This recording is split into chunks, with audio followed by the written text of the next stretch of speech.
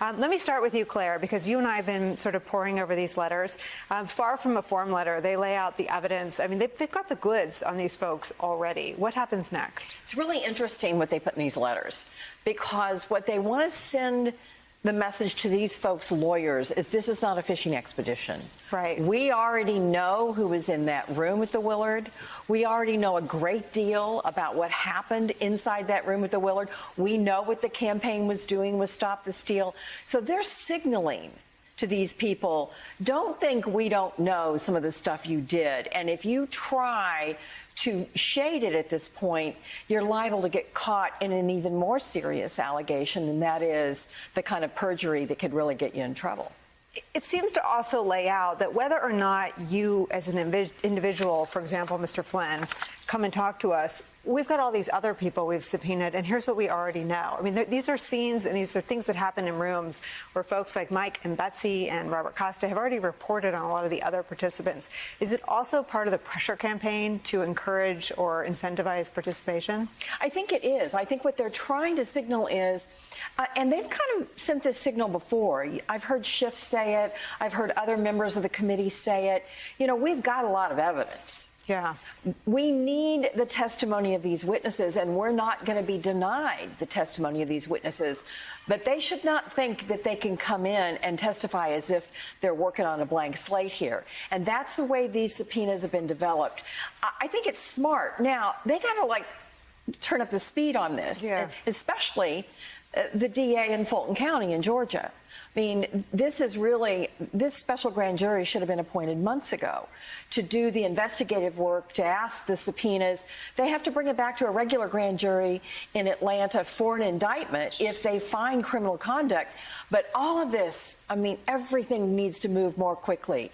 We can't be talking about this next year, or not only will Americans be disillusioned about accountability, so will voters. Yeah, I mean, you already see some signs of that in the air. I want to follow up on something Claire is talking about in terms of the scope of the January 6th investigation.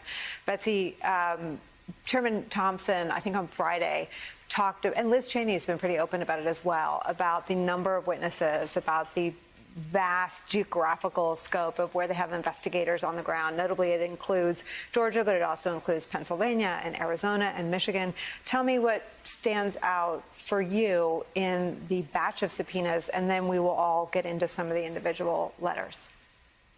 The most low-profile person in this batch of subpoenas is Angela McCallum, somebody who was doing work in connection with the Trump campaign. Contemporaneous local news reporting out of Michigan, particularly from the site MLive, documented the fact that McCallum actually reached out to members of the Michigan state legislature in that weird interim of time between after Trump lost the election and before the attack on the Capitol on January 6th, that she reached out to these state legislators, putatively on behalf of the Trump campaign, and urged them to overturn the election results in their state and to try to install a different slate of electors who would vote for Trump rather than for Biden.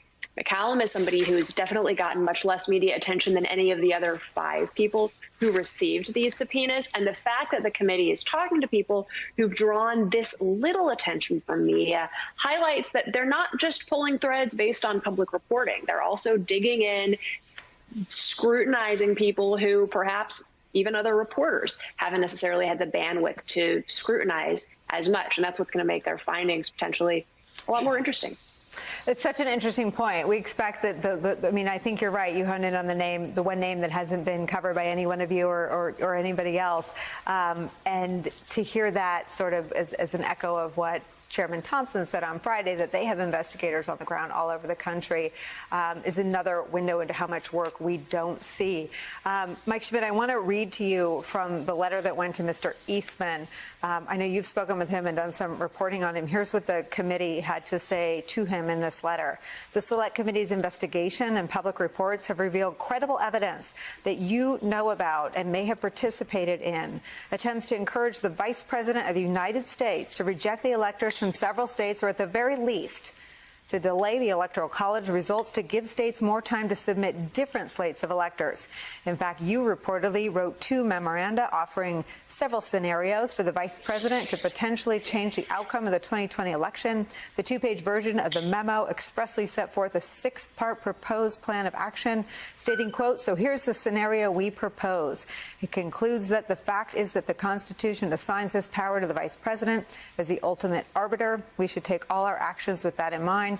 The longer version of the memo war games several scenarios, including scenarios in which the vice president rejects ballots from certain states and Trump is reelected. It sounds like the guy who went from being maybe the most polished legal mind in the room is now in some of the deepest doo-doo in the room. Well, look, these are the folks that took the most extreme views with Trump in those days leading up to January 6th, the people that were really stoking his desires to remain in office and trying to come up with any way to. This is the real inner circle. And what I think the committee is going to run into is that these are people who participated in trying to overturn an election. My guess is they are going to do everything they can to fight congressional subpoenas. They've already shown little respect for the electoral system. It's hard to believe they won't go to great lengths to try and fight this. I understand that, people think that subpoenas should be complied with. It's obviously, these are legal subpoenas that have been issued, but these are individuals that were part of the effort to overturn the election and have shown very little respect for the norms of Washington. So my guess here is that we will end up in a similar situation to what we were in before with some of the other stuff with Bannon and a similar situation a few weeks back, where the committee may be forced to turn to the Justice Department or forced to turn to the courts to try and get the answers that they want. And the problem with that is that it just slows them down. And they know they only have so much of a runway until they get into the midterm elections next year, where they could potentially lose power. And being in the minority, it would be much, much harder to finish this investigation. So how is it that the committee is going to ensure that these individuals comply with the subpoenas, go along and answer these questions, I think is the biggest thing that I'm wondering about right now.